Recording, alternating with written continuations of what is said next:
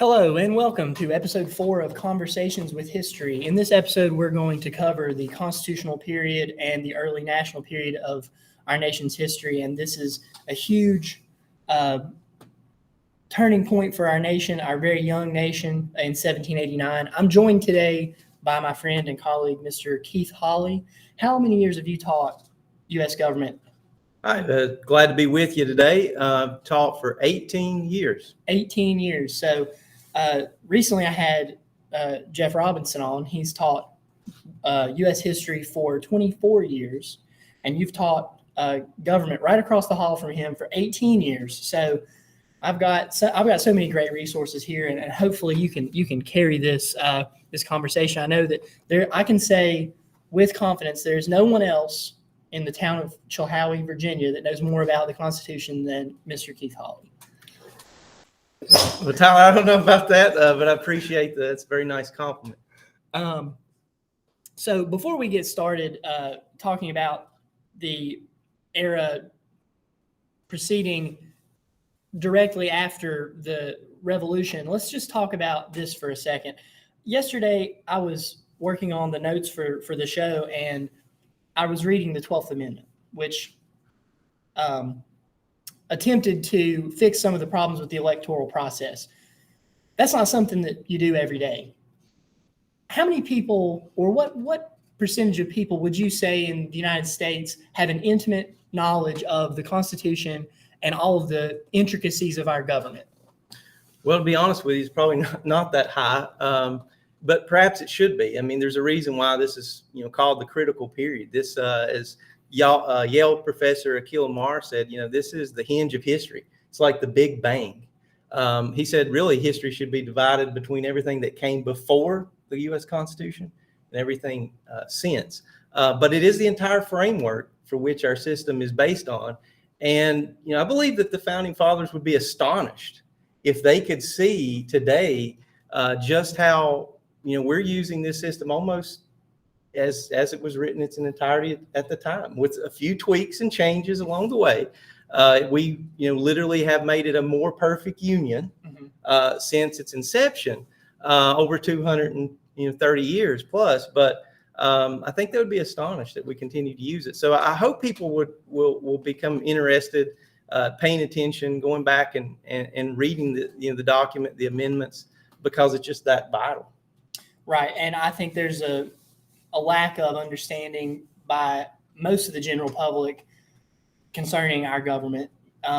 Most people, if you ask them, name a house of Congress, that they're like, what the heck is a house? Well, there are houses in Congress, just simple questions like that the founders took framing of the Constitution and the framework for our government incredibly seriously. It was probably the most important thing that in their own opinion, it was probably the most important thing that they ever did. And I think definitely for someone like James Madison, he would have put in his list of accomplishments in his life, framing the Constitution was so much higher than being the president of the United States. And to us, that's just ridiculous. Like, there's no way that being the president of the United States could ever be less than something else. But to him, I think it was. People like Madison and a lot of the founders, they consider themselves statesmen. They were there, to benefit their country and the people in it. And when you're talking about, going back to the Constitution, and I think a lot of times people, when they'll crack it open when we have an event like, a breakdown of the presidential election, we have a situation where there's an impeachment process. Then those processes, they'll come out and we'll start talking about them. But until something happens, they're just sort of in a book somewhere that right on a shelf. Yeah, on a shelf somewhere. You put the Constitution on the shelf until you need it, then you take it out when until we need it. Until we need it. So the first thing we want to talk about really is, and this is something that gets lost in the shuffle of history. A lot of people don't even know that this existed. But one of the things that the Continental Congress did was they actually framed a government in 1777. It didn't actually go into effect until 1781 when it was ratified by the colonies. But it was called the Articles of Confederation. It was kind of a loose government, a loose agreement between the colonies to form a very, I'm looking for the word here. It's a loose agreement. It is a agreement between the colonies to cooperate, but not necessarily to form one nation. Would you say that's correct? Yeah, even in the name, the Articles of Confederation, the perpetual union between the states, which turned out to be not so perpetual.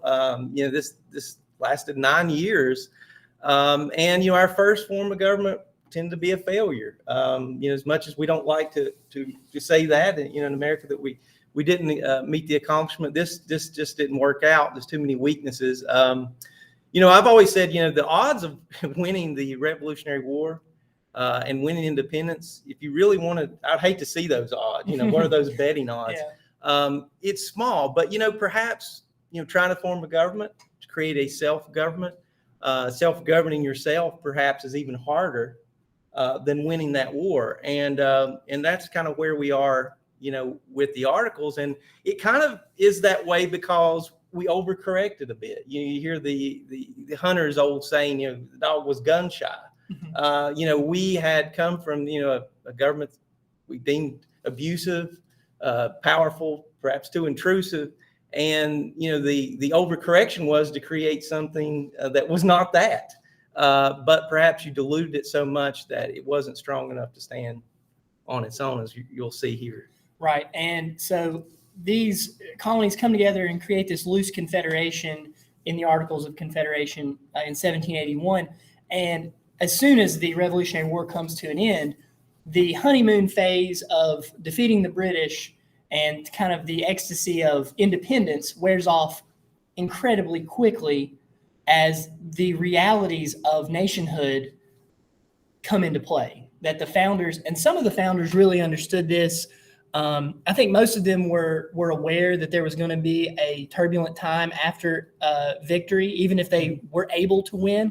But figures like Hamilton, who was especially interested in the economics of the new republic, he was saying for years that if we actually win this thing, we're going to need a much more robust plan for our economic advancement. And he saw that, of course, coming through a more powerful central government. And there were others that had different ideas about that, but they refused to come together and actually frame out a central government that could tackle those problems. Mm-hmm. And some of the weaknesses or the failures of the Articles of Confederation, the first one that I'll introduce is the failure to raise revenue. So how is that an issue for the fledgling nation? Really, Congress is powerless to lay and collect taxes. And this is really what it could only request the taxes from the states, which is called question. So here's a couple of facts on this. If you look at Hamilton, you just mentioned his public record, you only had about 25% of the funds requested by the federal government from 1781 to 1789. So you're only getting a quarter of basically what was requested to begin with, and less than $1.5 million came into the Treasury from 1781 to 1784 alone. And going back more specifically to your point a moment ago, the question you had to me, the idea of this loose alliance, it's called a firm league of friendship. I mean, what in the world? What country, would call itself a firm league of friendship? And that's that like leads something from a cartoon. Yeah, this Justice League of America. What does this mean? And this was really the French. They were planning to send 13 different ambassadors. They were planning to, So the real question here in this period is are we the United States of America or the United States of America? What kind of country are we going to be? And this breakdown is pretty evident with the revenue and in a moment the commerce that you're going to mention, because you had literally Connecticut and New Jersey who was giving serious consideration to leading a military operation against New York over the port of New York, because they're charging an arm and a leg to everything that's coming through that port to those neighboring states. So a real breakdown here. Right. And the Continental Congress, which had issued currency, paper money, the debt crisis of the debt incurred not only by the states but also by the Continental Congress in funding the revolution, the paper money that was given out was so worthless that if something just didn't work, like say you had a wagon and both the wheels fell off and it wouldn't go down the road, they would say it's not worth a Continental. Yeah, right. Because the paper money issued by the Continental Congress was so worthless. And this had to do with the faith of the people in the ability of the Articles of Confederation to raise revenue and pay them back for the bonds that they bought to fund the revolution. And people had no confidence in this government. And you just kind of talk about an unstoppable force meets an immovable object. The states were given the liberty to issue currency, but it was up to Congress to give the authority to set and regulate the weights, values, and measurements of the currency. So, those two things just don't align. And as you said, the states were wondering, like, am I supposed to send a representative to Britain to barter a trade deal? Like, if I'm in the South Carolina legislature, which we should mention before this, all of the states had their own constitutional conventions, and they had all ratified their own constitutions. And I think a lot of them figured that those constitutions would be effectively the supreme law in their state. And they didn't expect a federal government to come in and overrule any of the laws that they had created, even if they conflicted, as you said, the immovable object and the unstoppable force, that they felt like that they had sovereignty within their own borders, and they weren't going to be told what to do by any sort of central government. Now, we as Americans, we talk about the three branches of government and the checks and balances and this ballet of government that goes on in Washington, this beautiful dance of checking each other's power and vetoes and this and that. Was there any of that going on with the Articles of Confederation? What was the system of government like? Well, for one, you had a unicameral legislature, and that also leads to a weakness. One vote for each state, regardless of size. There was really no executive branch as we think of it. Right now, there's no president. And then a real issue with how do you settle disputes among the states? When states, have a conflict, maybe it's over territory. There's no real federal judiciary. So there lies another major problem with the Articles. And so between 1781 and 1786, 87, all of these issues just become very apparent. The debt crisis gets completely out of hand. European powers are not going to deal with the United States financially. They're just not going to financially support us.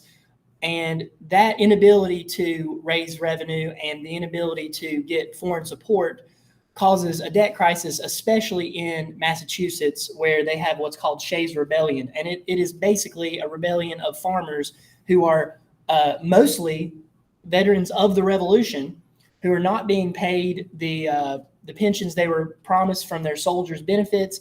And they form a rabble, and they effectively try to take over the Springfield Armory and arm themselves. And so what is the reaction of the founding generation to this rebellion in the country that they've just founded? They've already had a rebellion. It hasn't been 5 years since the Treaty of Paris, and they've already had their own revolution.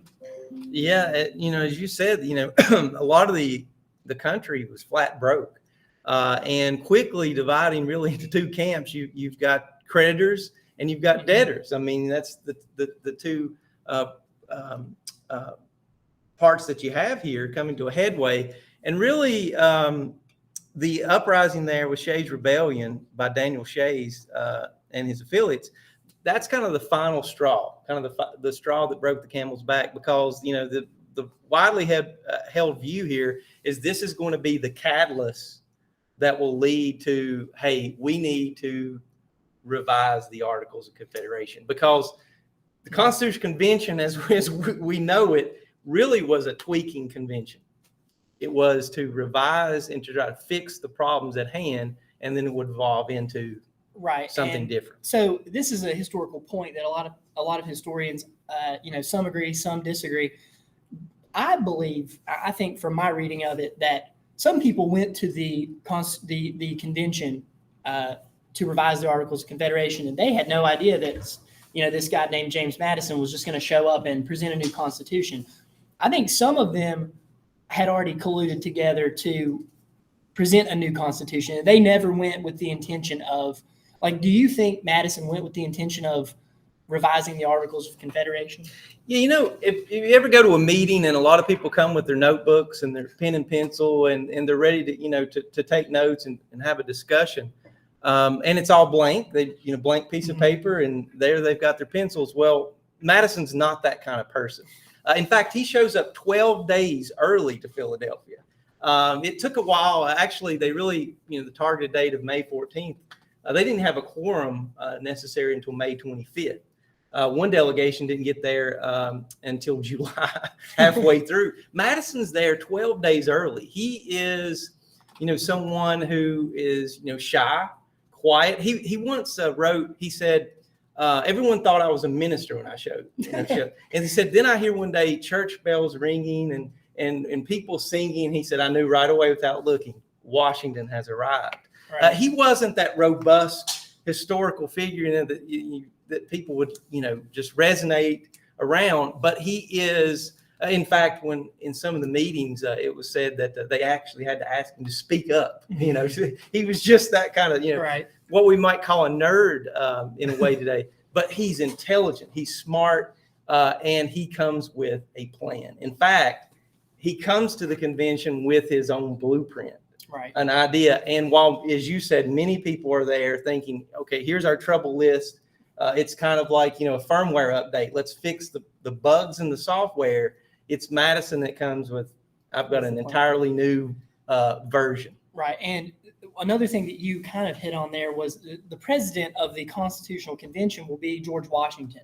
And many of the delegates, especially those who wanted to see a successful end and a new constitution written, they knew that Washington having a role was one of the most important things. I mean, this is a man who's going to be later elected unanimously by the electors of the United States to be president. Unanimous. That's something that just simply doesn't happen in politics, especially in the United States, but really in any political system. Have we ever seen someone be so widely loved that they would be unanimously elected to anything?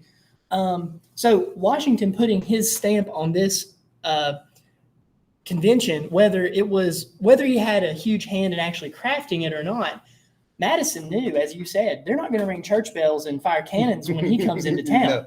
But if George Washington says, I support this Constitution, that meant a lot for the nation.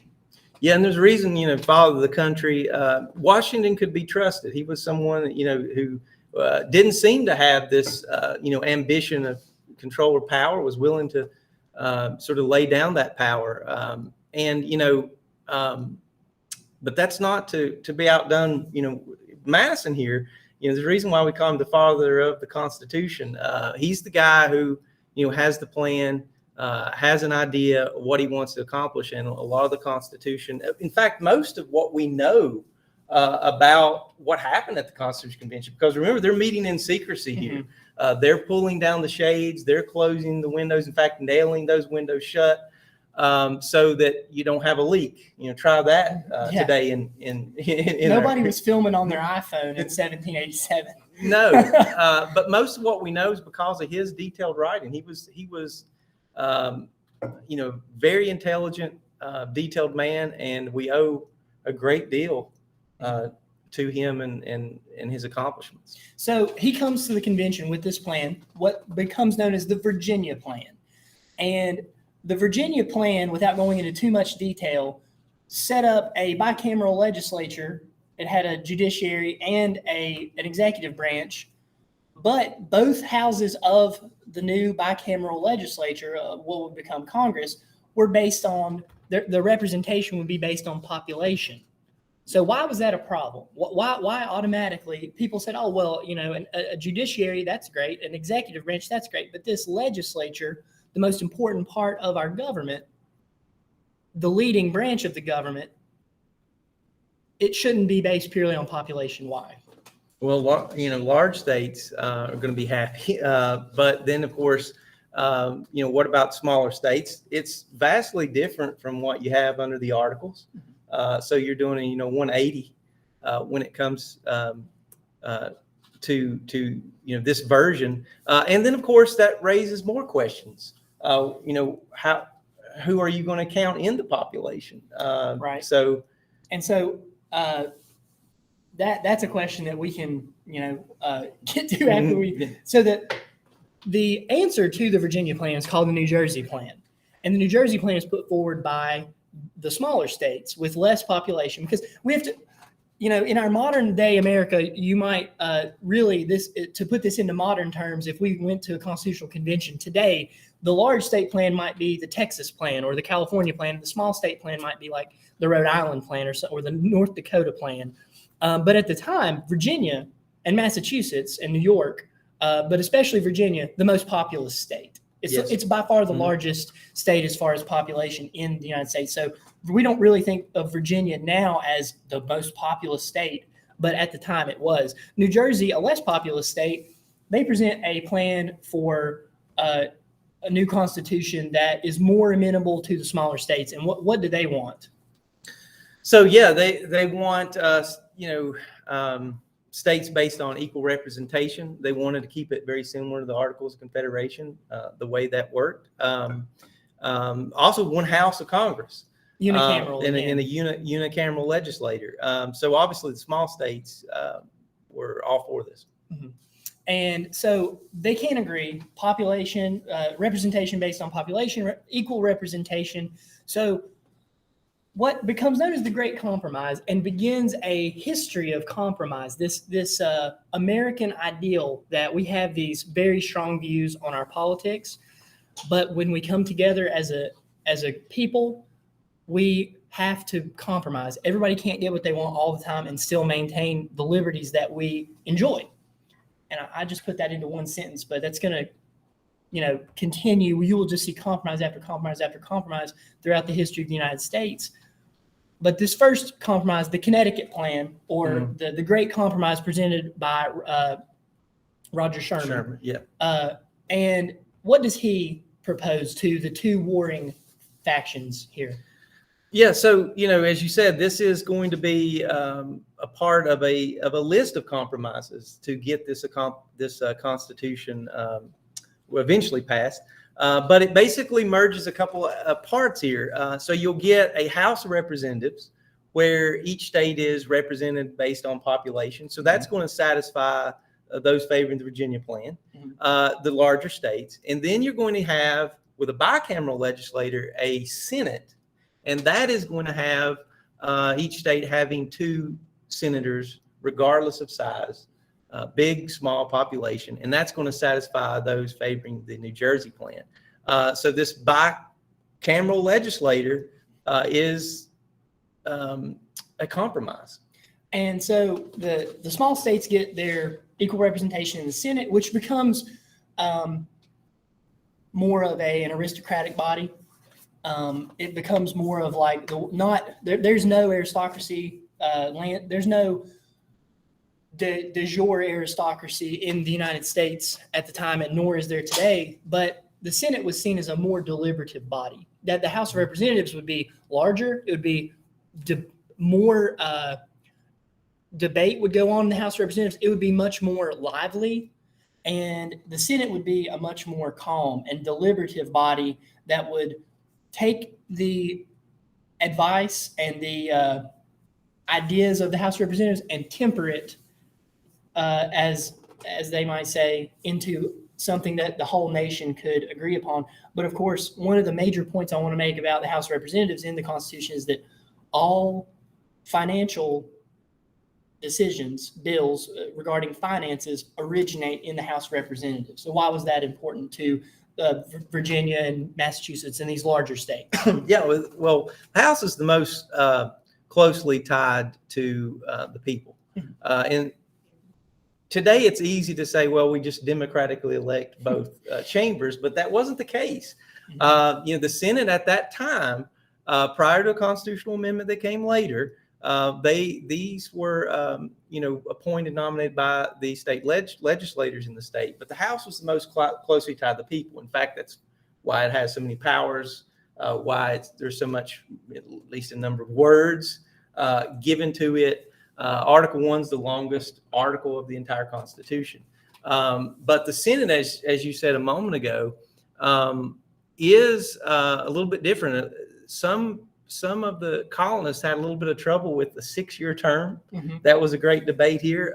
Wait a minute, 6 years. A lot of their legislators were elected to 1-year terms. But the people that back this part of the plan, particularly the Federalists, their argument here is, well, they're going to be dealing with broader and bigger things, as you said, foreign policy issues that you're not dealing with somewhere in a locality, and that their term should be larger. So there's reasoning behind which chamber has which power, and term limits, and even how they were selected. Right. So this great compromise kind of gets this off the ground, and the debate between the large and small states becomes secondary to a larger debate, and that would be the debate over what they would call the peculiar institution, or what we would call slavery. And the first thing that comes up is, well, if we're going to apportion one of the houses of Congress by population size, are we going to count slaves in the population of these states? And they come up with what's known as the 3/5 compromise. And how do they compromise on this issue?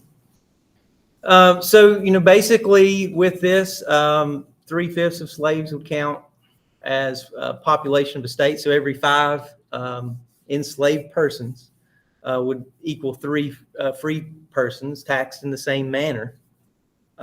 So this was, contemporarily looking at this, seen as a way to get states on board that may have been reluctant or would not have supported the Constitution, and perhaps the convention would have been for nothing.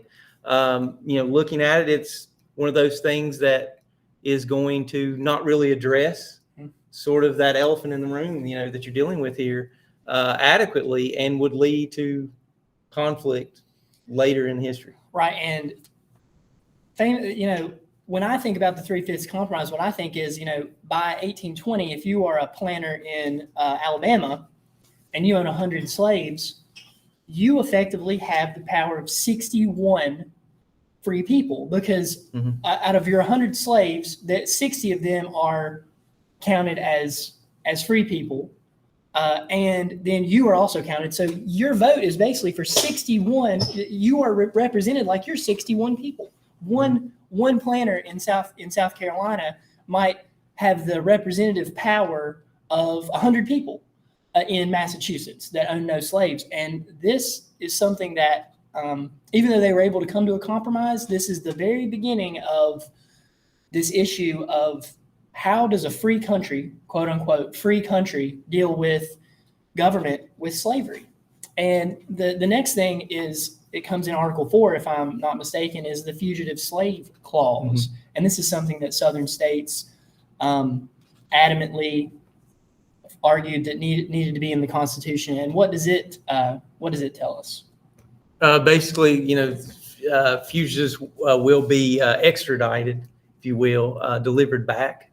And it has a direct reference, in a way. We know why it's there. It's the slave clause, right? Fugitive slave clause. And it says if you run away, just because you reach a free state, it doesn't mean you're free. Yes. So if you run away from Virginia and you get to, say, Massachusetts or Pennsylvania, where slavery is outlawed, you're not free just because you go onto that property. Whereas in England, if you went across the ocean and you went into England, you were automatically free when you set foot on the soil. The same with Canada, because it was part of the British Empire. But that's not true of any state within the United States in 1789. Just because you flee to freedom, a free state, doesn't mean that you're not still under that, label of slave, even though you're in a free state. And then finally, one thing that this has been seen in 2 different ways. So they put in the Constitution and a clause about the they will not stop the slave trade, the international slave trade, the Middle Passage, until 1808, or they won't debate about it until 1808. Now, some people have said that this is them, enshrining slavery for the next 20 years or 30 years.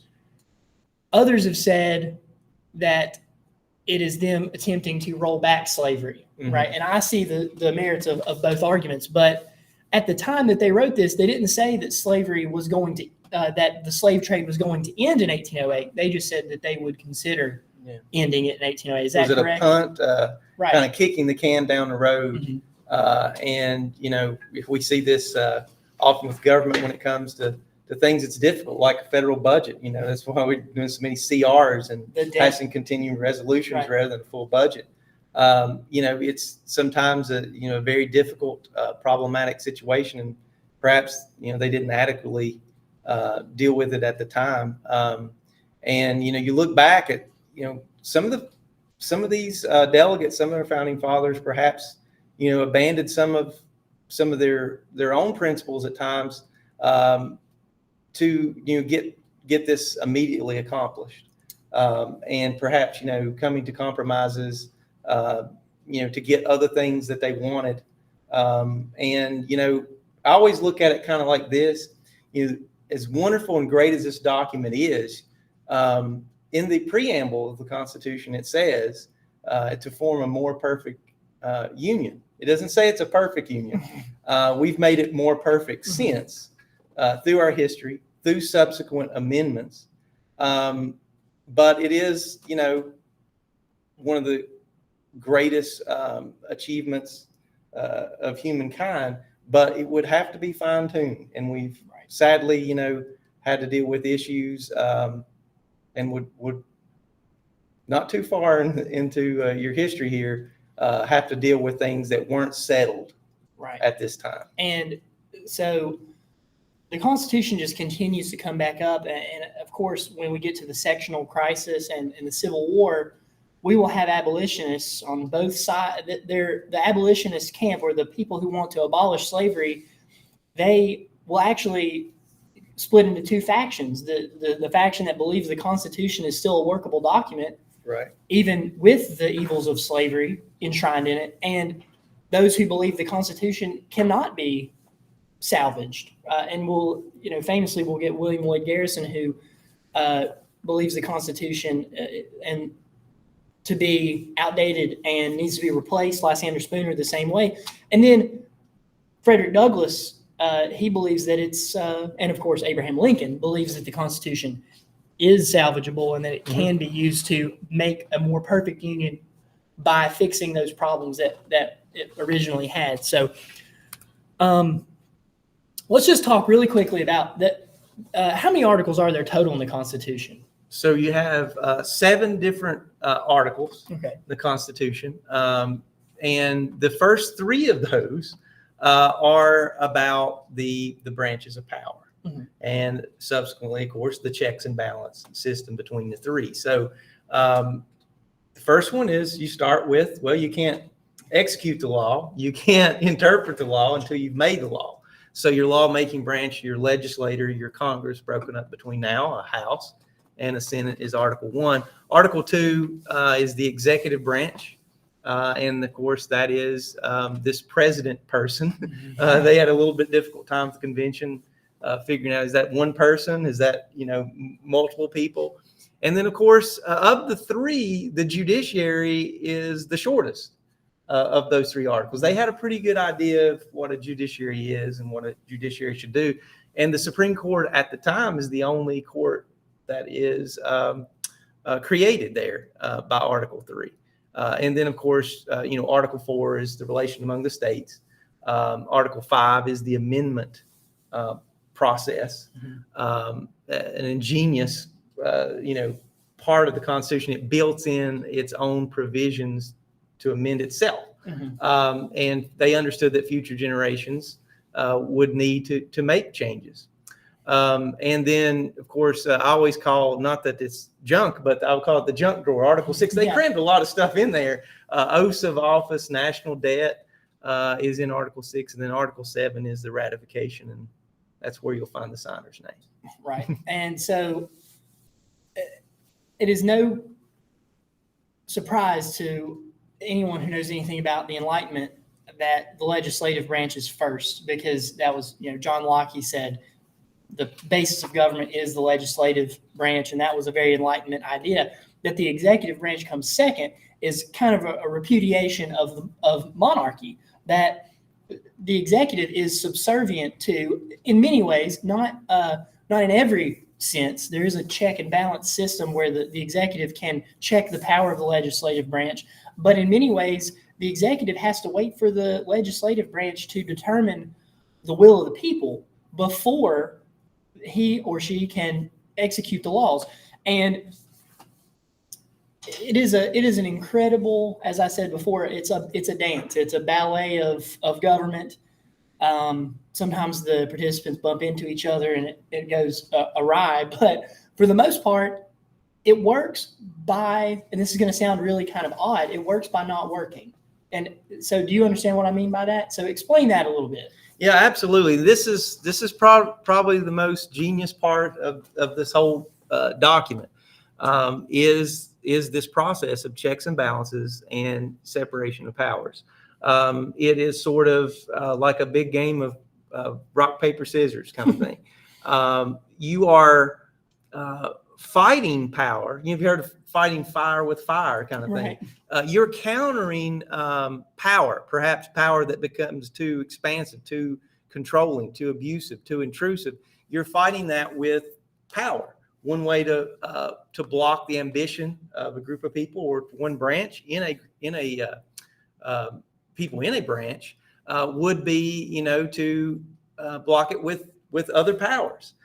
So while Congress has the lawmaking power, the executive branch can veto that power. The legislative branch can come back and override that veto with a supermajority.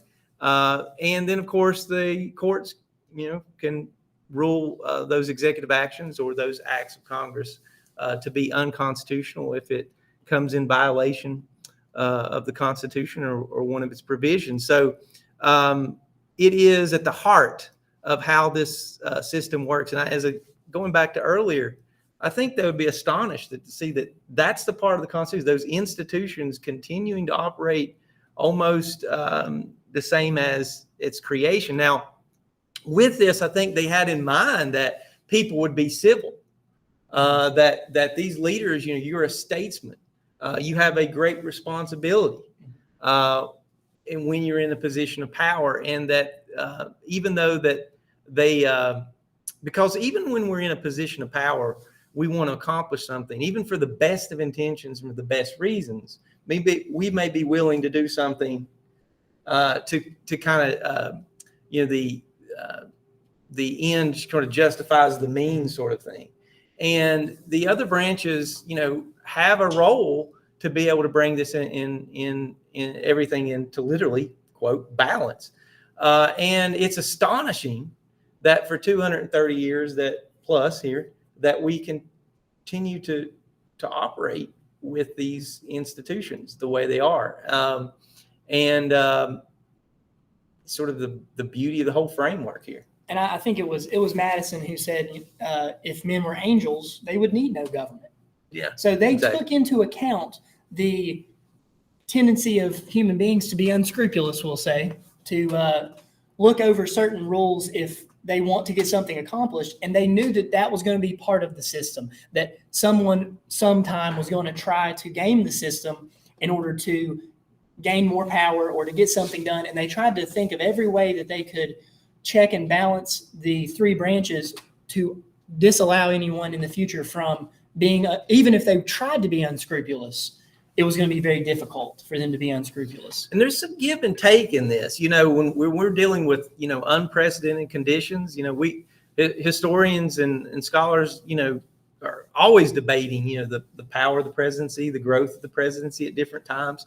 And oftentimes when you see that one branch has sort of, the other branches maybe have yielded for some reason, maybe it's a time of war or an economic crisis or something, that, eventually that kind of gets brought back into balance, that there's an eroding or chipping away back of that power. So it's kind of like a three-way tug of war, if you can imagine. It's kind of a little bit of give, a little bit of take, and the scale is balancing, but it continues to work pretty remarkably. Right. And I think that, like you said, it goes through cycles where there have definitely been periods where the executive branch is in the ascendancy, times of war, especially I think of Lincoln, definitely in the ascendancy, Franklin Delano Roosevelt in the ascendancy. And then there are times when the legislature is in the ascendancy, usually after those crises. So we look at like after the Civil War, the congressional caucus really comes in and basically takes the presidency out of the question, out of the picture during Reconstruction.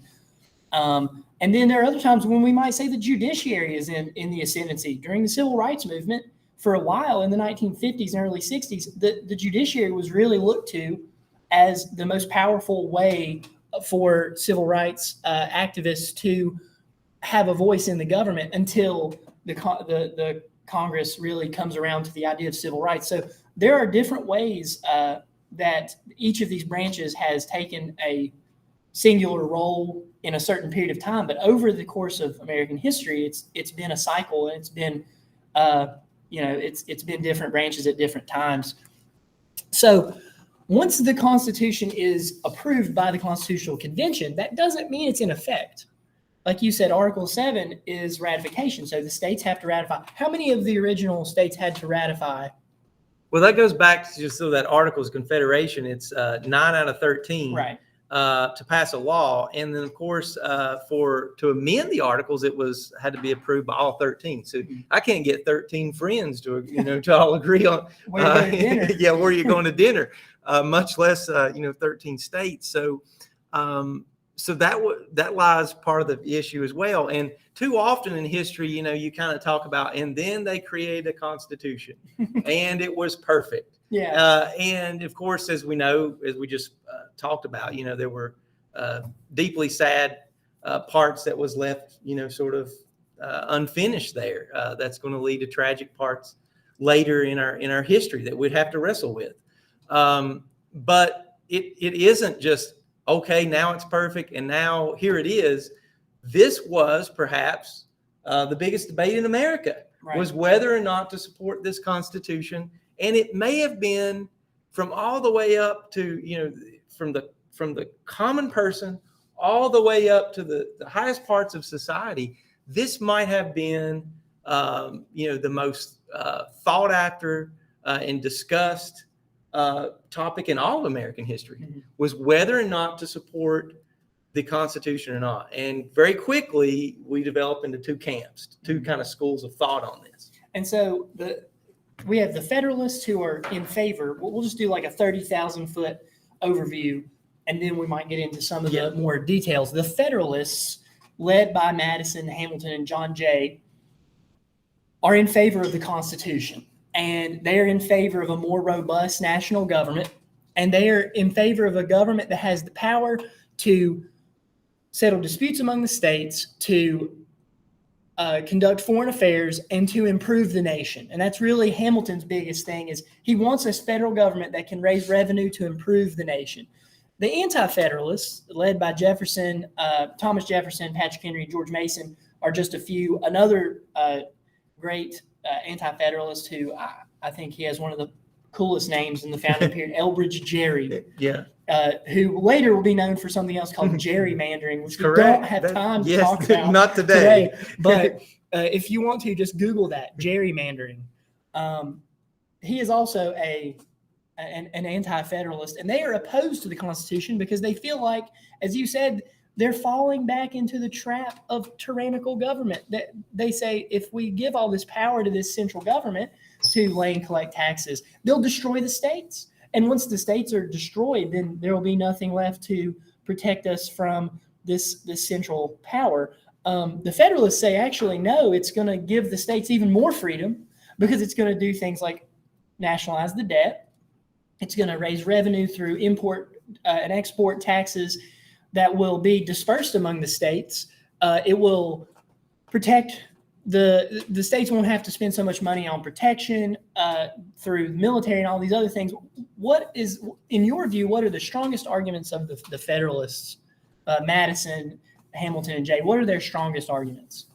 The view here is that the reason why the Articles of Confederation, there's problems is because very much that the federal government or the central government is simply too weak. So it has to be strengthened. They tended to believe that the best way to, provide for protection of liberty and rights is a stronger, larger republic. I think we'll probably talk about in maybe another slide here, argument over factions. So their argument, probably the strong argument here, is that we need to strengthen to make it more effective, to be the best way to protect rights and liberties. And if you read the Constitution, it's almost like the troubleshoot list. When it's, the failure of regulating adequately trade and commerce, the Constitution says Congress shall have the power to regulate commerce. When there's no executive, well, boom, you've got a president. When, there's no judiciary, it shall be vested in the Supreme Court. So that you're correcting some of those issues, with the Constitution. But some of the strong arguments from the, Anti-Federalists, particularly is, where's the Bill of Rights? Where's you're listing out the powers, specifically of a government. Where are the protections and of the liberties for individuals? They also, if you kind of think about this, a lot of the Anti-Federalists, I think that at the time, in this period of history, that most individuals had never traveled more than 30 miles from their home. So to them, their state is their country. They look at, their states and, why are we vastly changing this? We've just come from a system that we deemed too expansive, too controlling. And why are we going to give up that and cede that to a central authority? So you kind of have this two schools of thought on it. And so the one thing that I will say, George Mason, he famously writes the Virginia Declaration of Rights in 1787, just before the Constitutional Convention, and it's ratified in the state of Virginia. And it basically is this, it's a lot of the same things that are in the Bill of Rights, which will be added to the Constitution before it's ratified. You will read during this module probably the most famous Federalist essay written by James Madison, Federalist number 10, where he talks about the expansive republic and why a larger republic is better than a smaller republic. Because it was generally thought in political science at the time, or in what they would have called political economy, that a smaller region, a state, a city, would be more suited to a republican form of government than a large expanse of people and land. And he argues that's not true. The Anti-Federalists, though, they do not see it that way. They still believe that a smaller republic is better, like a state, and that a central government is going to be a real threat to the rights of not only the states, but also of the people. Weirdly, Madison and Jefferson, and this is something that are these the first political parties, would you say, or no? Well, in a sense, I don't know if we'd go so far as call, necessarily a party, but, many of the founding fathers, you talked about the concern over factions, and, you read that in the Federalist Papers, and how to deal with that. This is sort of one of the first things that happens is they kind of form into almost two camps here. So in a sense, yeah, they're the first two. This is not, and it's not for an election. We'll get to that later, but this is really the beginning of what we now see as like political parties. You can listen, it's like we said, get 10 people together and decide where you're going to go to dinner. Pretty soon, one side of the room is going to be making a picket line for Chili's, and the other side's going to be, chanting, Texas Roadhouse. It's just how people are. And that's what he says in Federalist number 10, what Madison says is we can't stop the things that cause factions, but we can mitigate the effects of factions. And that is the beauty and the insight of Madison. And like you said, an incredibly smart person. And I think that his formulation in Federalist 10, that we can't stop people from disagreeing, that's ridiculous, right? Yeah, people are going to disagree. Yeah, he leaves out two options there, and the first one is not acceptable by any means. Right. He says, you anti-federalists think we can stop people from disagreeing. He said, how small would your republic have to be to not have two people disagreeing? If you have two people in a room, they're going to disagree about something. That's what he says. We can mitigate the effects of disagreement, and you'll read more of that later. Now, really, going back to that is you're really, the idea there in Federalist Sin is diluting the effects of the factions by adding more factions. Right. That as we have more schools of thought and opinions brought into a larger republic, that would put them in tension with one another, and also force compromise, preventing one faction from getting its way all the time, perhaps pursuing its own interest. Because to Madison and to many others, the biggest threat was not the government acting against the will of the majority, but really government becoming the mere instrument of a majority. The mob. The mob, yes, the mob mentality. Abuse of power can come equally from the tyranny of a king, but also from a tyranny of majority. So, how do you balance that? And so that's what you'll find there. And we see later, the American Revolution is successful, the framing of the Constitution is successful, and the American system of government is widely considered successful up to today. We look at a different revolution in France, which will come up here in a second, during the early presidents. That was an example in France of this inability to stop the will of the majority. And what we see is drastic changes in government, just watershed changes, and then reversion back to what it was before. They go from being a democracy, a direct democracy, to kind of a oligarchy, to then they make Napoleon their emperor, and now they've got a king again, all in the span of 20 years. Yes. And I think this is what these people were afraid of in America. They were like, well, we're going to go from, a loose confederation of states. Next thing you know, the first guy you elect to this president position, he's just going to get the military on his side, and then he'll run the government as long as he lives, and he'll effectively be a king.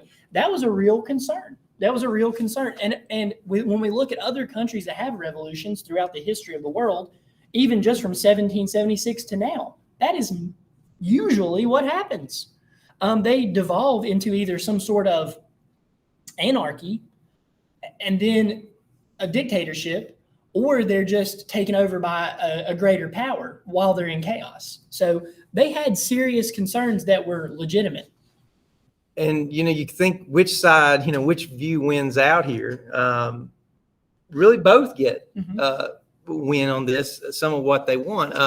The Bill of Rights, I've always said this about it. This is kind of the way I've taught this, is the Bill of Rights doesn't always get included in a graphic organizer in a textbook under the compromises section. But I think the Bill of Rights is really the last great compromise of the Constitution, because it will never, even though you've got it written in the ink is drying, it probably never would have come into fruition and been passed and ratified, adopted, had it not been for the inclusion of that Bill of Rights. And it's interesting that Madison, who's in that Federalist camp, is largely the author of that Bill of Rights and takes the mantle of making this happen. And really, if you think about it, it's like the Federalists are arguing, okay, we've debated this bullet point by bullet point. We defend the Constitution. We hear you out. So if you'll support this, if you'll come on board, then we will, the Congress will adopt, pass the Bill of Rights, and it becomes sort of the first campaign promise. Yeah. And so the Bill of Rights, where would we be without it? When you really think about it, it's a whole other constitution in itself. Let's talk a little bit about the Bill of Rights. So the First Amendment has some very important freedoms that we maybe take for granted in the United States: freedom of speech, freedom of the press, the freedom of religion. All these things, we don't think about the idea that you are allowed to say what you want to say and express your opinions. That is so deeply ingrained within the American mind that children, right? You go to a kindergarten class and you say, one kid looks at another kid and says something that is maybe mean or condescending, and you say, hey, don't say that. And they look at you and they say, freedom of speech. I have freedom of speech. And you're like, you're 5 years old. How do you even know what that means, right? Yes, because the First Amendment is so deeply ingrained into Americans that it's almost like you were born with this, Yes. That as you grow up, you don't even have to be told. You're just born into this society where you have freedom of speech. So let's just talk about the First Amendment really quickly, because we don't have time to go through all of them. But the First Amendment, the freedoms in the First Amendment, let's start with religion, because it is the first one that they mention. It says Congress the government will make no establishment of religion. Why is this important to the colonists? Well, there's actually, two parts to that. As you said, the First Amendment has so much in it. Mm-hmm. And even that first portion there has two parts of it. So you will not establish a religion nor prohibit the free exercise thereof. Yeah. So this is, vastly crucial. Of course, I always made the argument that sometimes we infer things into the Constitution that's not always there. The language, well, it says there's a separation of church and state. Right. Well, it doesn't say that. Jefferson Right. said that, but it does say that in those clauses. So this is vital, to not establishing a religion, but also giving the free exercise of whatever faith that you may have. So this was vital to the colonists and overall. Right. I will say this, that the Bill of Rights, you think, why in the world didn't they include this? But part in the of original it, convention. Why in the convention. Yes, thank you. Why don't we have this to begin with? This sounds like it's just a no-brainer. But one thing is, there was a concern that if you enumerate rights, if you list them out, then, that's not in there. Uh-huh. There's a danger of just spelling them out. But probably, the biggest thing, the reason why there wasn't an inclusion of the Bill of Rights was these guys had been there for 4 months almost. Yeah. They were tired. They want to go home. They said, by the time we debate this, we're going to be here another 4 months. Right. And it turned out to probably be a great oversight. They also argue, that most states already, as you already mentioned with Mason, had already spelled out a Declaration of Rights or Bill of Rights in their state constitution. So they thought it would be redundant. But it turned out to be an oversight, and thankfully, right, they were included later. And so the Bill of Rights enumerates the rights of the people. As we said, the First Amendment is probably the most important. And then the Second Amendment, the right to keep and bear arms. The Third Amendment is one I do want to hit on. What the heck is going on with the Third Amendment? The government's not allowed to quarter soldiers in your house during peacetime. Yes.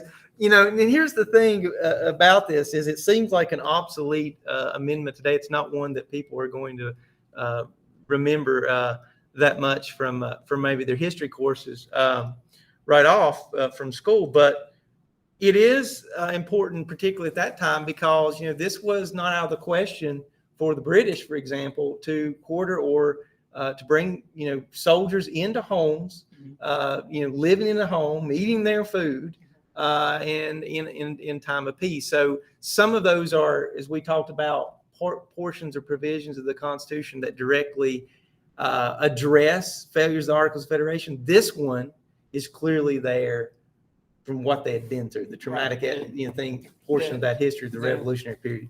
They still remembered the Quartering Act of 1765 and what Boston was like when soldiers were living in people's houses. And, just so many other basic rights that we take for granted that the government, a government official can't just break down your door and come into your home. That if you're on trial, you're by no means obligated to give evidence against yourself. Right. That if you're on trial, you get a jury of your peers, and you're not just going to be taken to a back room somewhere and forced through interrogation and torture and things like that to give a confession that justice is going to be done in the open, that where everyone can see it, and it's going to be as fair as possible, and it's going to give deference to the defendant, and not because the prosecution is the government. And if you give deference to the government, then they're going to abuse that power. That's how they see it. All these things that we now take for granted just did not exist if you were a British subject. Some of them did, but many of them didn't. The idea that you could assemble, right, peaceably assemble and have a protest, that was not something that was going to be taken well by a monarch. You didn't just form a mob outside of a government building and scream at government officials. Now we take that for granted, and we're proud of it. We take it with pride that you're able to go to Washington, D.C., get your friends together for whatever purpose that you, whatever cause you find, important, and show the lawmakers peacefully, show the lawmakers that you care about this and that they should care about it as well. We take, we take pride in that. So before you leave, and I know we're probably going to leave the country, and you could tell this is a part of the history that I'm most passionate about. But just like to say this part of the ending to this part here is, what these guys accomplished is nothing short of amazing, despite its shortcomings and things that we would have to address. This was no vacation in 1787. It was oppressively hot that summer. Yeah, there was it's been said, an invasion of bottleneck flies. It was very humid. Anybody that's ever been to Philadelphia in the summer, the Northerners were wearing wool, by the way. Oh yeah. And the windows were shut. And maybe you never have.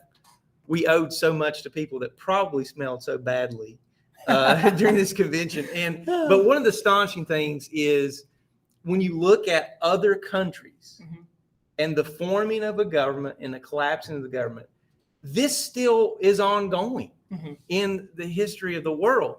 If you look and just look at a list, and I encourage people just to Google a list of countries' constitutions by year, it's astonishing just how many governments have a constitution in the 2000s. Look at some of these other countries. Australia, 1901. Mexico's constitution's 1917. Japan, 1947, Finland, 1958, France, 1958, Greece, 1975, Spain, 1978, Russia, 1993, Cuba, 2019. Right. In modern history during many people's lifetime, and then you look and you find almost its entirety, the operating system, the operating software, if you will, of American government, of our federal government, 1789. It's astonishing. Right. And we, there's an argument to be made that we'll talk about when we get to the Civil War in a later episode, that we could have called that the Second Republic, that historians like Eric Foner have called that the Second Founding, right? But this American attachment to our form of government and our Constitution was so great, and the attachment of Abraham Lincoln to this Constitution was so great that he couldn't allow a new foundation of the government.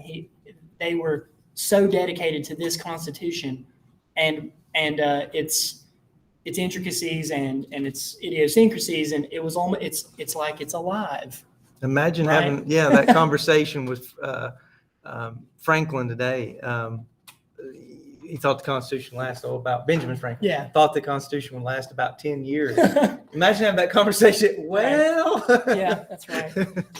So let's talk about these Supreme Court cases really quickly. The pace of this episode is going to speed up now. So you got to really pay attention. So my fault on that. No. I loved everything you had to say about the Constitution. And I mean, if we're going to have to apologize for talking a little too long about the founding document of our country, then I think that's an apology I'm willing to make. So these Supreme Court cases, the Supreme Court, it kind of doesn't know what it is until Justice John Marshall, who is a Federalist, becomes the first Chief Justice of the Supreme Court, and he starts to hear cases like Marbury versus Madison. Marbury versus Madison establishes a very important part of everyday life for our country, which is the idea that the Supreme Court is allowed to hear cases and determine whether the terms of those cases, what happened in that case, is in line with the Constitution. Yes, and this is the first time, I believe, to my knowledge, that an act of Congress is ruled unconstitutional, the Judiciary Act, and this is substantial because basically you're bringing the third branch onto an even playing field with the other two, and this third branch that was sort of not a whole lot written about it, invested in the Supreme Court, in the Constitution, is now a big player. Right. And then, so we established judicial review, and then in McCulloch versus Maryland, the case before the court was that the first bank of the United States, established by Congress in the 1790s under the Washington administration, establishes a branch in Maryland. And the Maryland government, the government of Maryland, taxes the bank at such a high rate that it's going out of business because it can't compete with the Bank of Maryland. And so this goes before the Supreme Court. And what does John Marshall have to say about this? Yeah, so James McCulloch, basically they had, I believe it was, to use a certain type of print currency. James McCulloch, who was the head cashier, what today we would call a branch manager, refused to use this. It is a famous case, and the view here was the power to tax implies the power to destroy, which was the direct quote from the majority opinion, and basically says, that the state cannot impose a tax on the federal government. Right. And this brings up this idea of federal supremacy, that the Constitution is the supreme law of the land, and that a state cannot attempt to destroy the federal government. And then finally, Gibbons versus Ogden. This is an incredibly just huge case for many reasons.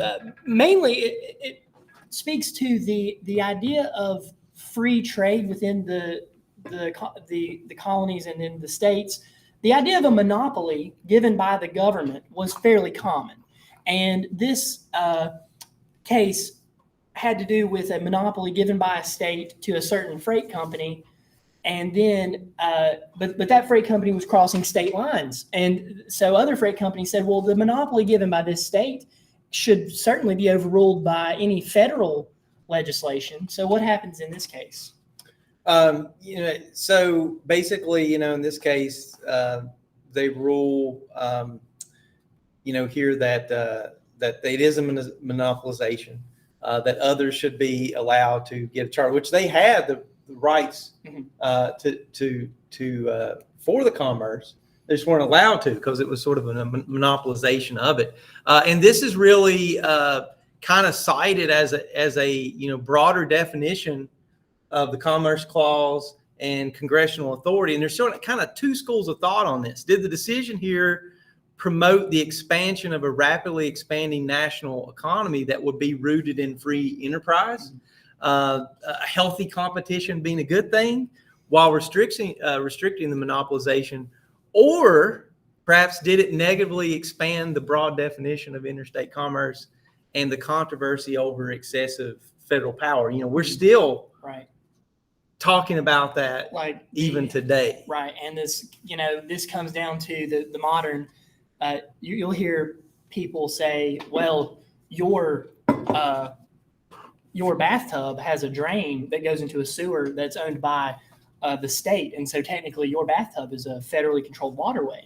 Right? Yes, right. And that's of course a hyperbole. That's an exaggeration, but that is the point that we get to once we go down this road of regulating interstate commerce, something that definitely was in the Constitution, but becomes a question of, once the transportation revolution happens a little bit later on, and you have canals and railroads and roads, we have turnpikes that are owned by individuals. We have roads that are maintained by the state. We have roads that are maintained by the federal government. We have canals that go between two states, and who in the world gets to decide what goes through those across that state line? And it becomes a huge part of our federal government's job to regulate this interstate commerce, and they do a pretty good job of it. and our economy, I think most people would agree, our economy does boom in the early national period. Yes. So Yeah. now the last kind of housekeeping issue is this Northwest Territory that's now part of the United States, given to them by Great Britain, or ceded to them by Great Britain in the Treaty of Paris. And we're just really quickly going to cover this in a minute or two. Two major things for the Northwest Ordinance. It establishes guidelines for the admission of new states in this territory. And this territory becomes states like Ohio, Indiana, Illinois, Michigan, and Minnesota. And it says that they're going to create these new states. It sets down the population guidelines for the states. And most importantly, it forbids slavery. Yes. Yeah. And, this is the 235th anniversary this week. I believe 1787 was July 13th. Mm-hmm. So this week. It really does two astonishing things. One, states agreed to give up claims to Western land, Mm-hmm. which is kind of astonishing in itself. And two, it allowed territories to perhaps eventually become states on an equal footing with the current states. So it is considered to be one of the accomplishments, perhaps, of the Articles of Confederation. And I believe, 60,000 settlers? Right. If they reach the 60,000? At 5,000, you could begin. So you would say you wanted to form a new territory, and the federal government would appoint a governor, 3 justices of the peace, and I believe some other officers. And then at 5,000 inhabitants, you could begin to draft a constitution, and at 60,000, you were good for admittance into the Union. Now, they forbid slavery. This is a big point. Did the founders want to, in some ways, end slavery? I think that this is a topic we could cover for hours, but I think that there are many things that this is the first piece of evidence that the founders really did, and many of them wanted to see an America with no slavery. Whether they had the will to do it at the time, we know they didn't. And many of them still own slaves, but I believe that they did wish and hope for an America where slavery didn't exist. And we see this in the Northwest Ordinance. And this is not to, downplay the owning of slaves. It was incredibly terrible and evil. And George Washington, Thomas Jefferson, all these Southern founders, they did own slaves, but I don't think we can fault them for the idea that they would rather see a country with no slavery. So now we're going to go through a kind of a whirlwind here of the first 5 presidents. And really quickly, the Washington presidency, Washington is elected unanimously to the presidency twice. Yeah. And he could have been elected unanimously till the day he died, but he decided to limit his presidency to 2 terms. During his terms in office, he establishes the first bank in the United States, where the United States government actually keeps their money. There are times during the history of the United States where the United States had to keep its money in a private bank because they didn't have a bank in the United States. So he established the first bank. The Jay Treaty kind of normalizes relations with Great Britain, and this is a big Federalist policy.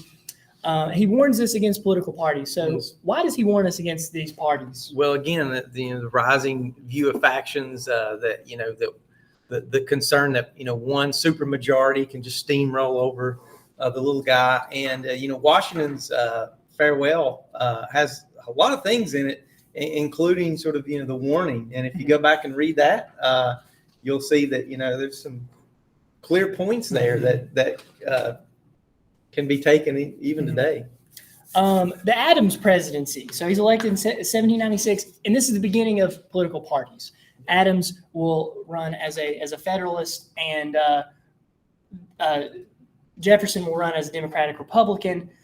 And in 1796, it is just an absolute fiasco of an election. What ends up happening that's so odd to us today in this election? So it was the first contested presidential election, really. And it's the first election, in which political parties played a dominant role. And it's the only presidential election in which a president, vice president were elected from opposing parties. It is kind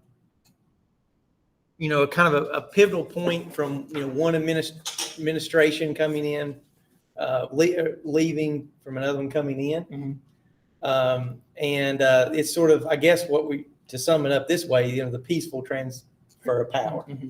Something we take for granted now, that when a Democrat wins an election or a Republican wins an election, and any this is changing now in our modern times, but it used to be that any kind of accusation of foul play or anything like that during an election would have been considered a very serious charge. Something that, as we can see later with Hamilton and Burr, actually, Burr killing Alexander Hamilton, they took it very seriously. That the idea that you would accuse someone of foul play in political circles was very serious. And of course, Andrew Jackson duels with his political opponents, and Henry Clay is actually involved in a duel as well. So during Adams' presidency, things with France start to deteriorate. There's this little kind of kerfuffle overseas called the XYZ affair, where 3 ambassadors are sent from the United States to France, and they're told by the French government, well, we're not going to speak to you until you pay this bribe to us. And the American people, this comes out to the American people, and they are absolutely furious. And they say, no, we're not paying any bribes to any, we hate your powdered wigs and that you do all these, aristocratic things. And you think you can just steamroll us into paying you money just to have a conversation. And so this starts what's called the quasi-war with France. And it's mainly a naval engagement where our shipping is at risk from the French Navy. But no actual war comes out of it. During this time, Adams institutes what are called, and Congress institutes what are called the Alien and Sedition Acts. Basically, if you're not a citizen of the United States, you don't have rights within the borders of the United States. And also, you can't say anything bad about the government. Yes. So let's, what does that tell us about our early ideas about freedom of speech and how that comes down to us today? Oh, yeah, absolutely. And this is one of the parts of, the Adams administration is most heavily criticized for. That period was actually, I think, a series of 4 different laws that was put there. There was a Naturalization Act, which increased the requirements to seek citizenship. There was the Alien Friends Act, which allowed the president to imprison and deport non-citizens. The Alien Enemies Act, which gave the president additional powers to detain non-citizens during wartime. And then, of course, the Sedition Act, which was the most criticized, which criminalized false or malicious statements about the federal government. Right. Speaking out against your government becomes illegal. And this is something that really hurts Adams down the road. I mean, in the election of 1800, he's absolutely just destroyed by this. And finally, his midnight judges. On his last day in office, he attempts to appoint, how many judges was it? Do we have a round number? I can't recall, and I don't have that number in front of me. It was several federal justices. He tries to appoint them on the last day in office and tries to kind of end around Congress because he knows that when Thomas Jefferson takes office, these justices will not be put on the bench. So he tries to kind of end around the process and do a really sneaky move to get his justices on the bench. And this is another thing that really taints his legacy as president. And his presidency is often seen as a failure. It is, yes. Then in 1800, very contentious election. This is the first peaceful transfer of power between 2 parties. So Jefferson is a Democratic Republican. He defeats Adams, who is a Federalist. And we see a peaceful transfer of power. There's no war in the streets. There's no, gathering of arms to try to muscle their way back into power by the Federalists. They just kind of give power over to Thomas Jefferson, which is probably pretty easy to hand power over to a guy like Thomas Jefferson. Yes. And I would say that, first I misspoke on this is the first peaceful transfer of power from one party to the other. I was blurring some of my notes as I was looking here.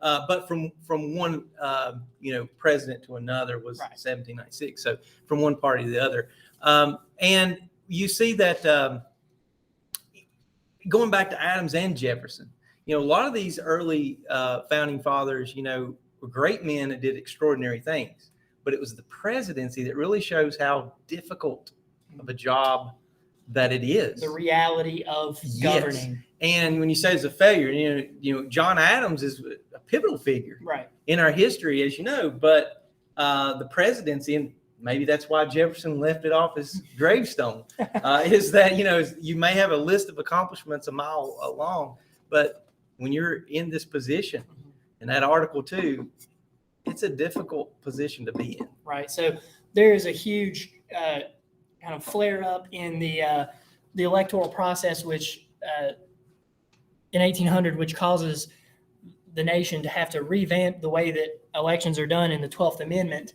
which we don't really have time to get into today, but suffice to say, it gives us the Electoral College that we have now.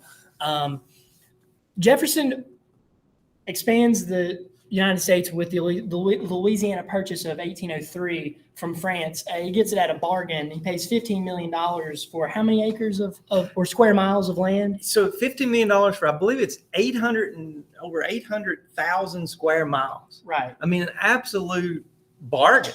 You're effectively doubling the size of the United States. And Jefferson really wrestles with the fact, is this legal? Is it constitutional? Does he have the power to? Yes. Do I have the power as the executive office holder, this president?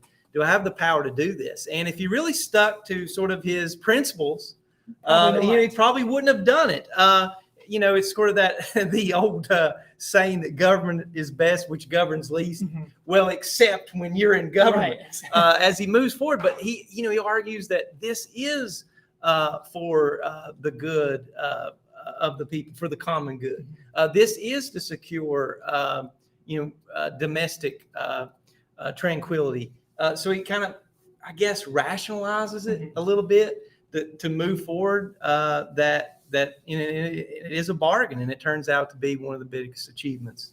Right, and then of that administration. In 1808, you will read you'll actually get a great interactive map that shows you the Louisiana Purchase during this module and shows you Lewis and Clark's progress across the nation as they explore the new American West.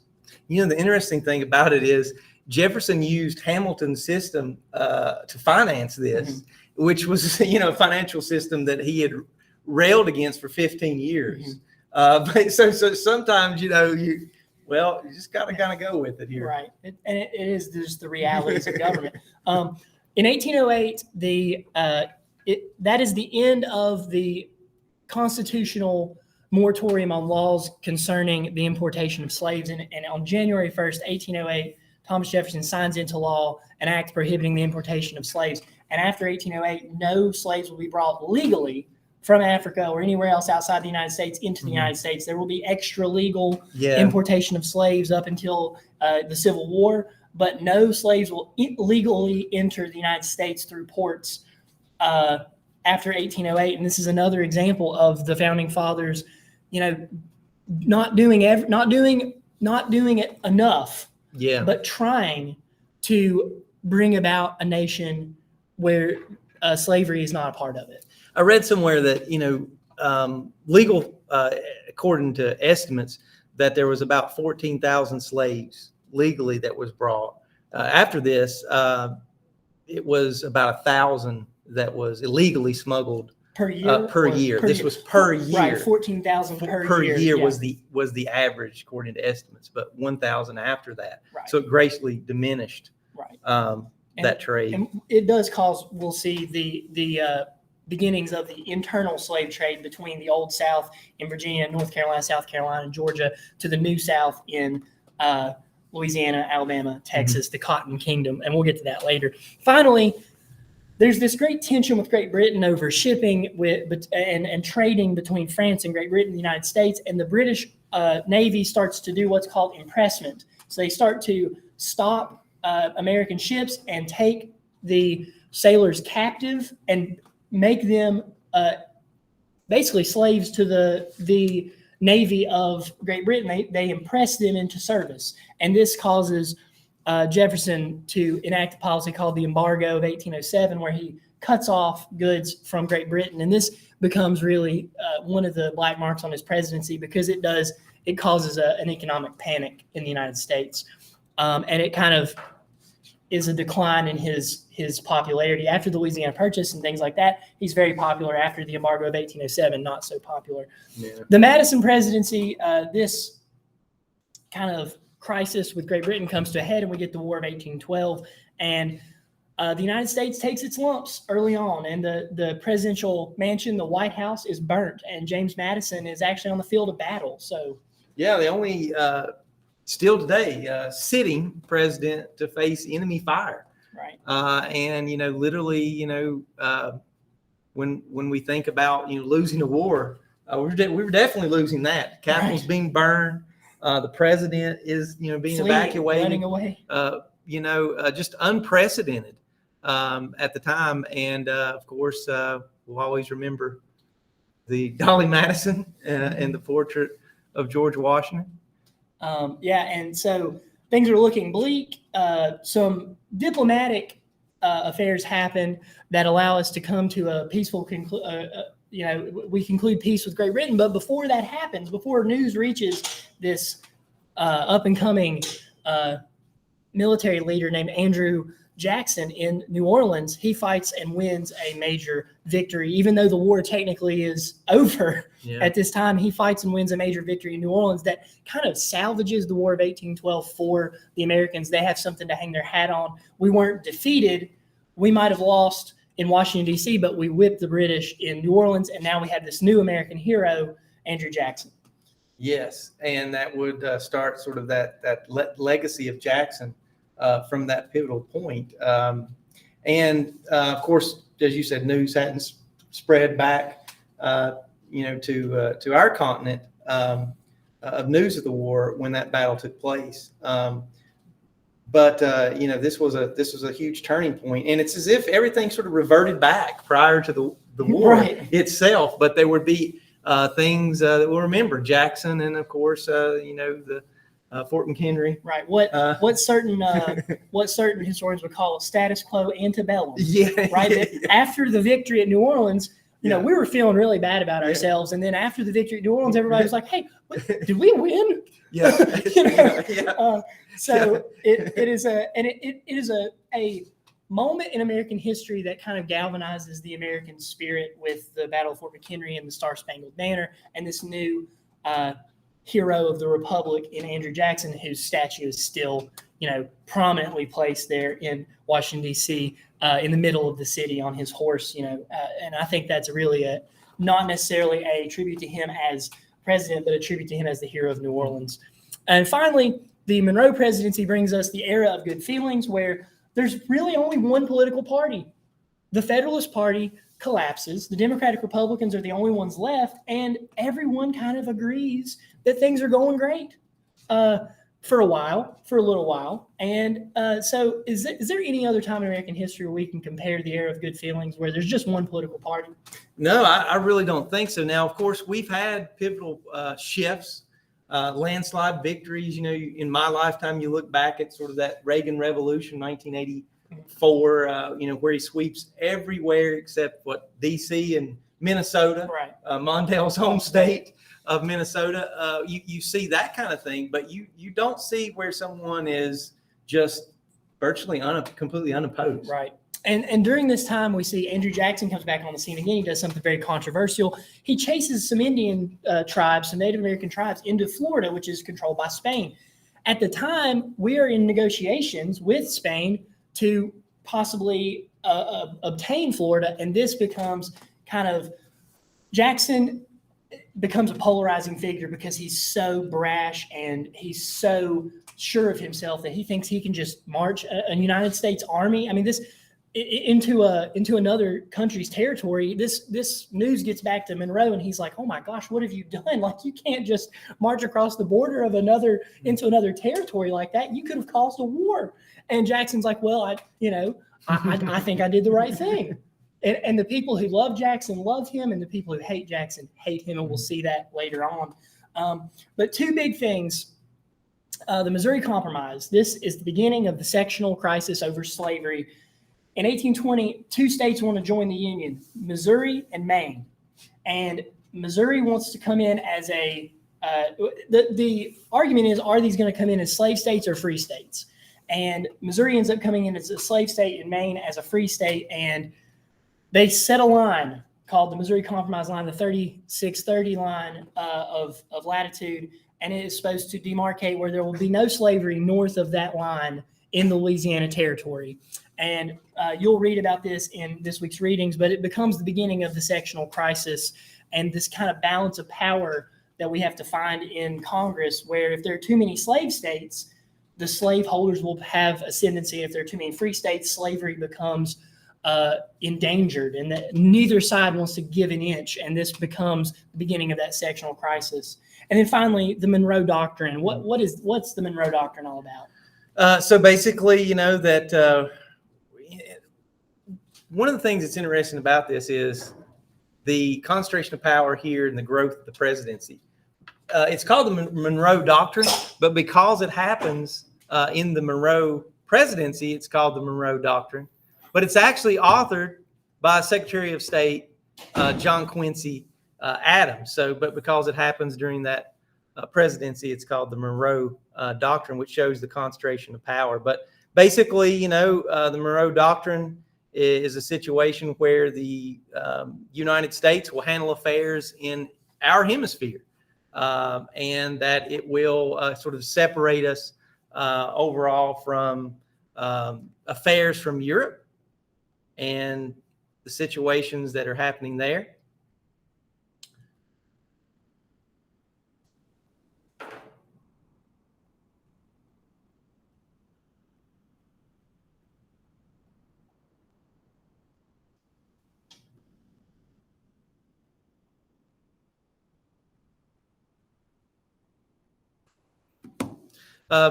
Sorry there. Most people, today would consider this sort of the mainstay of foreign policy, laying out the groundwork for U.S. expansionist and interventionist practice. It's one of the policies that would be invoked later in American history as well. So covering a lot of ground, moving all the way, Coach Pierce, from that critical period all the way up to the Monroe presidency. A lot of ground covered there.